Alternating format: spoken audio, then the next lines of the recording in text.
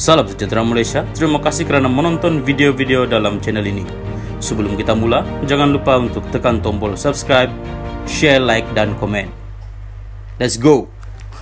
Salam sejahtera dan salam perpaduan kepada seluruh rakyat Malaysia. Berita seterusnya, Hadi, kerajaan pusat bertukar jika PN menang besar dalam PRN. Berita penuh, Presiden PAS Abdul Hadi Awang mendakwa kerajaan Persekutuan akan bertukar sekiranya Perikatan Nasional PN menang besar dalam pilihan raya negeri PRN di 6 negeri. Dalam ceramah di Dewan Undangan Negeri Dun, Rantau Negeri Sembilan malam tadi, timbalan pengurusi PN itu berkata kemenangan PN sangat penting untuk menukar kerajaan persekutuan. PRN 6 negeri yang baki ini sangat penting untuk menangkan PN, perlu menang besar. InsyaAllah, kita menang sepenuhnya Kelantan, Kedah dan Terengganu. Kita nak menang juga di Pulau Pinang, Selangor dan Negeri Sembilan. Kalau menang ini akan berlaku perubahan kerajaan pusat. Itu maknanya kita di depan lebih 500 hadirin tapak parkir Merchant Square, Bandar Sendayan malam tadi.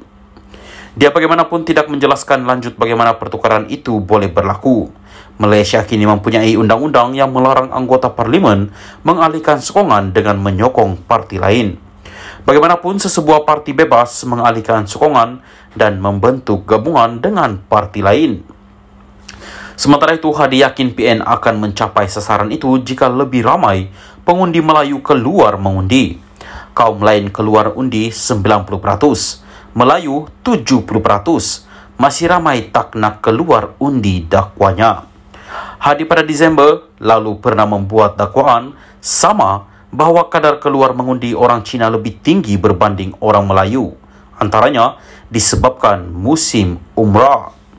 Bagaimanapun penganalisis politik terkenal seperti Brigid Welsh menyifatkan dakwaan itu tidak berasas.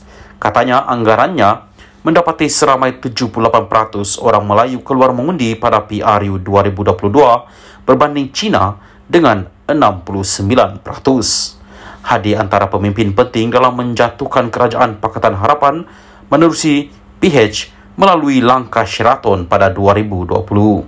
Dia sudah beberapa kali menyebut bahawa kerajaan persekutuan akan tumbang dalam masa terdekat. Sementara itu, menjawab soalan pemberita, Timbalan Presiden Bersatu Ahmad Faizal Azumu mempertahankan kerajaan persekutuan boleh ditukar dengan pelbagai cara, walaupun negara mempunyai akta anti lompat parti. Macam-macam cara di negara kita. Walaupun ada akta anti lompat parti, tetapi ada proses undang-undang yang boleh dijalankan untuk tukar sesebuah kerajaan. Begitu juga dengan kerajaan-kerajaan negeri lain. Ada proses perundangan mengikut perlembagaan yang boleh dibuat, katanya, yang turut hadir ke ceramah tersebut. Sekian berita, salam Malaysia Madani.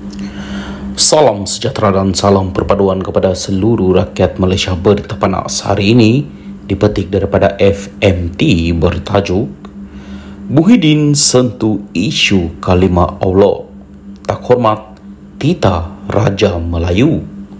Berita penuh, Pengurusi Perikatan Nasional Muhyiddin Yassin dibidas kerana tidak menghormati titah Raja Melayu yang mahu semua pihak tidak membangkitkan isu penggunaan kalimah Allah sehingga Majlis Raja-Raja buat keputusan muktamad.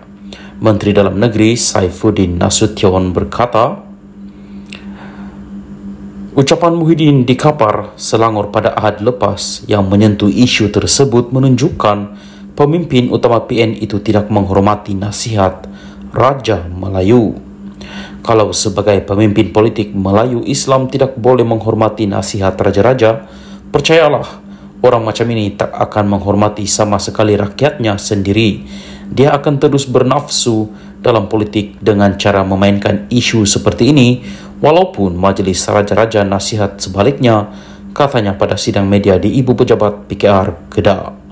Sultan Selangor pada Jun bertitah, semua pihak tidak mempolitik, membangkit atau membahaskan isu penggunaan kalimah Allah sehingga Majlis Raja-Raja buat keputusan muktamad.